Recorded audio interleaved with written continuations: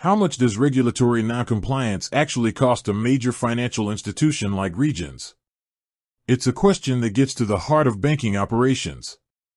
Regulatory fines are more than just a slap on the wrist. They impact reputation, resources, and future strategy. Today, we're diving into how Regions handles these compliance issues and financial penalties, transforming setbacks into stronger systems.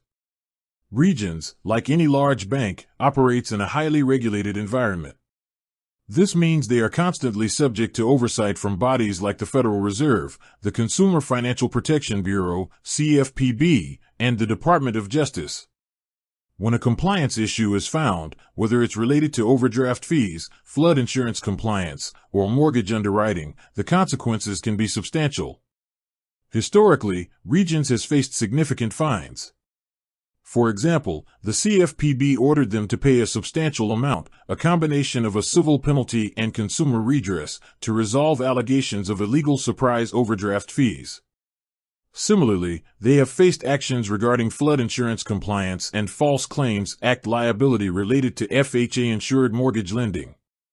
These penalties highlight a core principle: regulatory bodies demand not just compliance, but effective and sustained compliance. So, how does Regions respond? Their strategy centers on a multifaceted approach, starting with their core value: do what is right.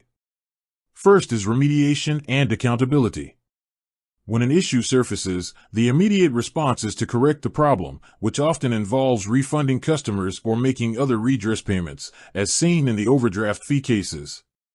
Crucially, they also work to identify the root cause, whether it's a gap in internal policies, a failure in a third-party service provider, or an outdated system, and then fix it comprehensively. Second is investment in a robust compliance framework. This is the long-term fix. Regions continuously works to strengthen its risk management and compliance programs. This involves enhancing monitoring and testing processes, updating policies and procedures, and investing in technology to automate controls and track regulatory changes. The goal is to shift from reactive fixing to proactive prevention. Their structure emphasizes governance, with the board and executive management working to ensure accountability and adherence to laws and regulations. Finally, there is culture and training. Compliance is not just the job of one department, it's integrated into the company's culture. Regions' Code of Business Conduct and Ethics emphasizes the core values that guide ethical decision-making.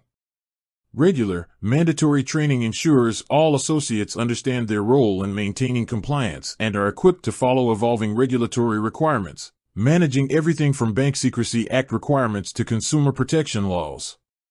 Ultimately, Regions' handling of regulatory fines is a continuous cycle: pay the penalty, make the necessary restitution, analyze the systemic failure, and then invest heavily in controls, technology, and culture to prevent a recurrence.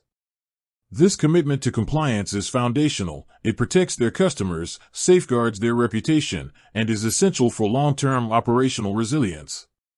With that said, thanks for watching, and until next time.